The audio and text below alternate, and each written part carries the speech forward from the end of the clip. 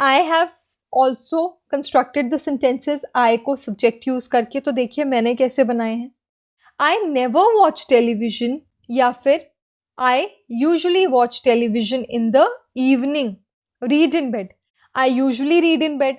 आप ये भी कह सकते हैं I always read in bed या I never read in bed. Whatever suits you, वो आपकी चॉइस है। बस यहाँ आपको सब्जेक्ट आई यूज करना था और वर्ब जो ब्रैकेट में दिया गया है। Get up before 7 o'clock. I often get up before 7 o'clock. Go to work, school by bus. I never go to work by bus या I never go to school by bus या फिर I always go to school by bus. Next is about drink coffee. तो subject I usually drink 2 cups of coffee. ऐसे आप sentences बनाते हैं कि मैं रोज़ 2 कप कॉफ़ी पीता हूँ। I यानी मैं, यूजली मीन्स ज़्यादातर, ड्रिंक 2 cups ऑफ कॉफ़ी, मैं ज़्यादातर 2 कप कॉफ़ी पीता हूँ। आप ये भी कह सकते हैं आई नेवर टेक कॉफ़ी या आई नेवर ड्रिंक कॉफ़ी, मैं कभी भी कॉफ़ी नहीं पीती हूँ या मैं कभी भी कॉफ़ी नहीं पीता हूँ। सो यू शुड नो कि सब्जेक्ट क्या है, वर्ब क्या है, और सेंटेंस बहुत ईजिली कंस्ट्रक्ट हो जाते हैं। ओके, सो अभी तक जो हमने एक्सरसाइजेस की they were simple present tense in a positive way, ठीक है। अब हम नेगेटिव सेंटेंसेस की बात करेंगे। If you can remember don't और डजंट वाले, this is also very easy. Rules तो वही रहेंगे, you just have to add don't और डज नॉट। डू नॉट कहाँ यूज होगा, डज नॉट कहाँ यूज होगा, रूल्स हम पहले ही डिस्कस कर चुके हैं। So let's go to exercises. सो आपने जो रूल्स पढ़े हैं वो भी ब्रश अप हो जाएंगे। So in the first exercise you have to use any of these. आप कुछ भी यूज कर सकते हैं, आई नेवर या फिर ऑफन या आई डोंट या फिर वेरी ऑफन। और वर्ब्स क्या हैं, watch TV, go to theatre, ride a bicycle, eat in restaurant, travel by train. Subject वही रहेगा, आई यूज़ कीजिए, वर्ब यहाँ से यूज़ कीजिए, और इनमें से आप कुछ भी यूज़ कर सकते हैं। नेवर यूज़ करिए, ऑफन यूज़ करिए, don't, doesn't, whatever suits you, you have to use it. So let's see the solutions. Watch TV, मैंने यहाँ सब्जेक्ट यूज़ किया आई, और आई के साथ हमेशा डोंट यूज़ होता है, डू नॉट यूज़ होता है, एस फॉर्म नहीं यूज़ होती, डज नहीं यूज़ होता। तो I do not watch TV very often.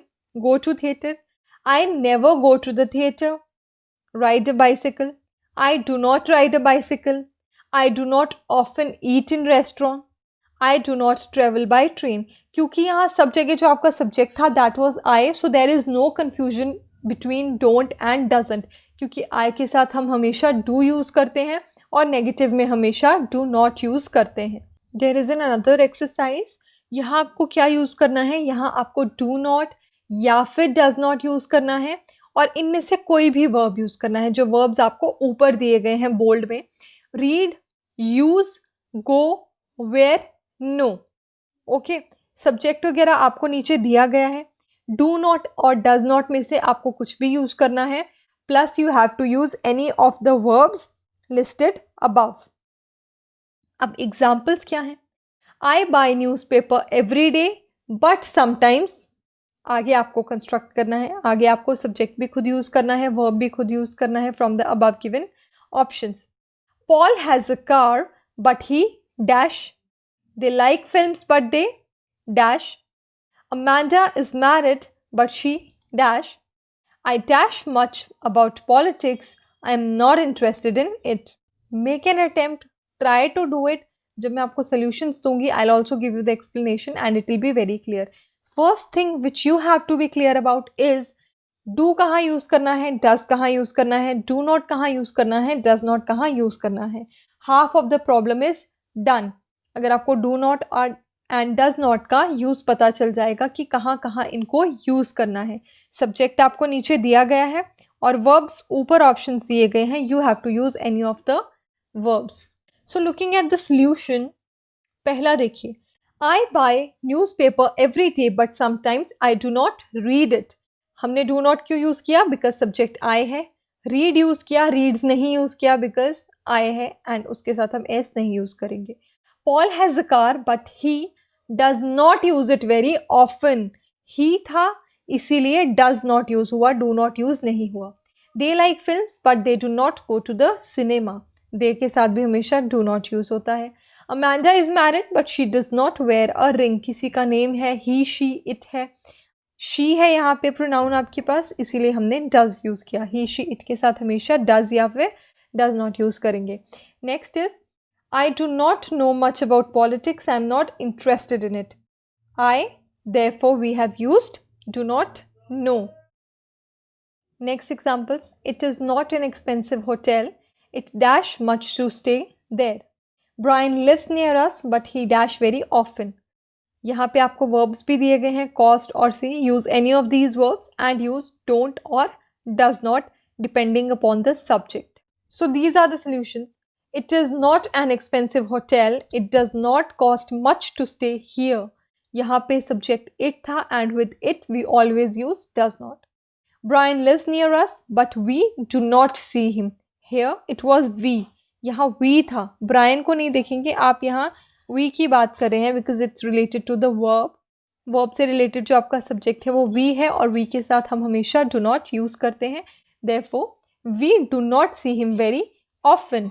So up till now we did two kinds of exercises, simple present tense, simple present tense, negative sentences. अब हमारी third exercise है which is questions यानी interrogative sentences simple present form में। I told you in simple present questions also you start your sentence with do और does, so you have to start the questions with do and does. I like chocolate and you, यहाँ आपसे question पूछा गया है but you have to retransform this question in another form by using do. आपको अपना question do से शुरू करना है या does से शुरू करना है। I play tennis and you. Tom plays tennis and Anne. You live near here and your friends. You speak English and your brother. I do exercise every morning and you. So you have to make questions starting with do and does. बाकी जो भी subject है verb है वो सारी hint आपको इन्हीं sentences से लेनी है एंड अकॉर्डिंगली सेंटेंस कंस्ट्रक्ट करना है। So I have solutions for you.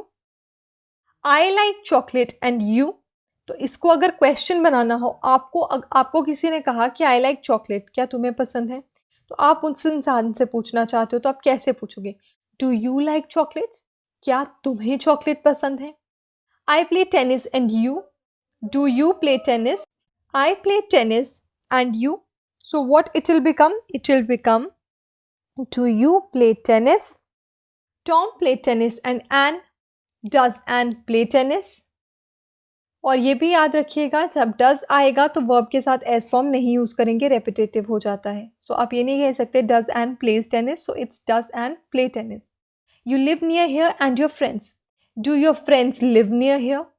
You speak English and your brother. Does your brother speak English?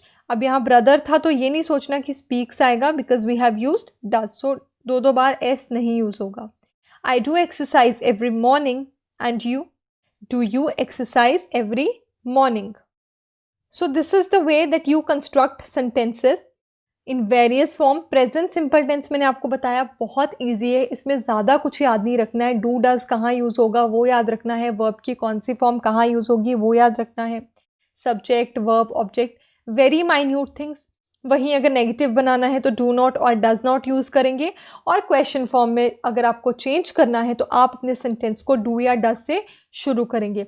So here I end up my exercise session and next हम पढ़ेंगे tenses के next forms के बारे में and the following one will be present continuous form, जिसको हम next lecture में discuss करेंगे। And for now try to practice these exercises, इनको बार बार प्रैक्टिस करो, इनका हिंदी में क्या मतलब है वो भी समझो because it will help you to speak in English. So try repeating these exercises. अब आप जब एक्सरसाइज करें तो सॉल्यूशंस को ना देखें, सिर्फ जो ब्लैंक्स है वो वाला पेज अपने सामने रखें and try to solve them, और फिर सॉल्यूशन के साथ मैच करके देखें आप कितने करेक्ट हैं और कितनी ज़्यादा ड्रॉबैक्स अभी रह रही हैं, so that you can eventually gain more mastery in learning grammar. So that's it I have in this lecture for you. Thank you, students.